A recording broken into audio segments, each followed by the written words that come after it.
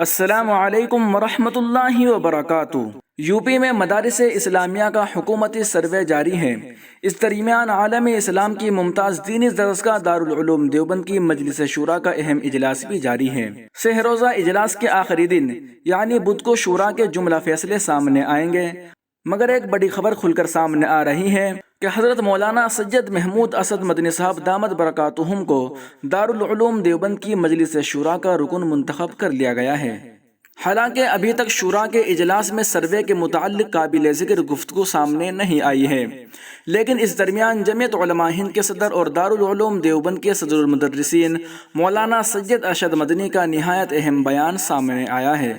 انہوں نے سروے کو لے کر حکومت کی نیت پر سوال کھڑے کرتے ہوئے کہا کہ ہمیں مدارس اسلامیہ کے سروے سے پریشانی نہیں ہے، بلکہ حکومت کی نیت پر شک ہے۔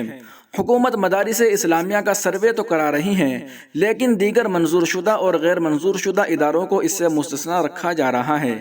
لیکن یہ یاد رکھنا چاہیے کہ مدارس اسلامیہ نے ہمیشہ ملک کی تعمیر و ترقی میں اہم رول ادا کیا ہے، اور مدارس کے ساتھ غیر ضروری چھیڑ چھاڑ کو قطعی برداشت نہیں کیا جائے گا۔ لیکن شورا کی طرف سے اس سلسلے میں ابھی تک کوئی رد عمل سامنے نہیں آیا ہے۔ شورا میں مسلسل بجٹ پر غور و فکر کیا جا رہا ہے۔ ذرائع کے مطابق بجٹ میں خاطر خواہ اضافہ کیے جانے کی توقع ہے۔ وہیں متعدد اساتذہ کی خصوصی طور پر مفتیان کرام کی ترقی زیر غور ہے۔ نئے اساتذہ کے تقرری اور کئی شعبوں کے عہدیداران کے عہدوں میں تبدیلی کیے جانے کی توقع ظاہر کی جا رہی ہے، اور اساتذہ و ملازمین کے گریڈ اسکیل ریوائز کیے جانے کا فیصلہ بھی کیا جا سکتا ہے۔ شورا میں اس مرتبہ جو اہم فیصلے ابھی تک سامنے آیا ہے، اس کے مطابق درجہ حفظ و ناظرہ کے طلباء کو ہندی اور انگریزی پڑھانے کا فیصلہ کیا گیا ہے، جس کے لیے باضابطہ طور پر اساتذہ کی تقرری کی جائے گی۔